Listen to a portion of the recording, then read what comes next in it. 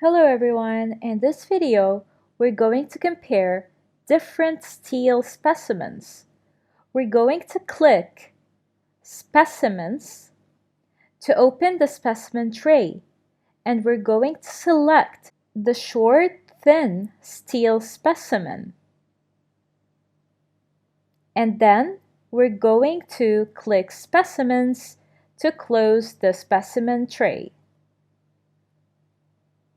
Now we're going to use the load slider to stretch this specimen, and we're going to draw its graph.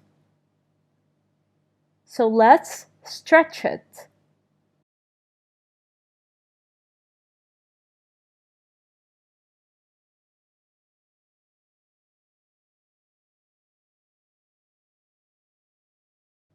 What load is needed to break this specimen? The answer is 17 newtons. You can find it from the graph, or you can find it from the load slider. Now we will open the specimen tray again and select all three specimens of steel. And we will close it.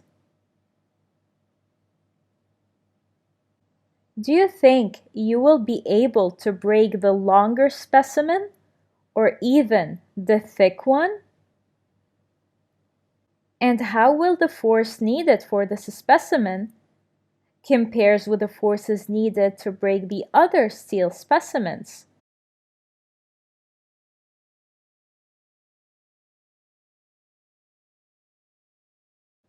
Well, you might expect that the longer thin specimen needs a greater force to break it.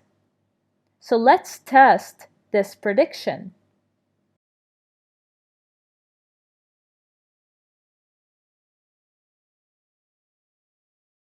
Well, the prediction is wrong. In fact, the long, thin steel specimen is broken using the same load as the thin, short one. However, for the thick specimen, if we increase the load, it will not break.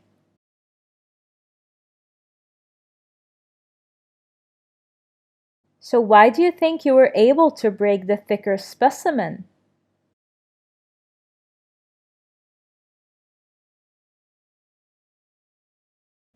Well, that's because it requires a greater load and the slider cannot provide a sufficiently larger load.